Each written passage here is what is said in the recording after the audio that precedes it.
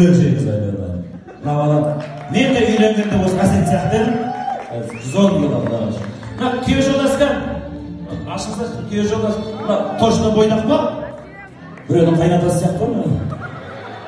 Әсет сенің жолыңды берсін деп сен жолдасың, жеңіз қыз жолдасқан. Bir қыз тұрмысқа шықса қатты түс көреді деген Малика. Малика. Осы биылда қамаш Малика. Торт жейдің, кәмпит жейдің, гүл жейдің болмай жатыр ма? Жүрісті болсын.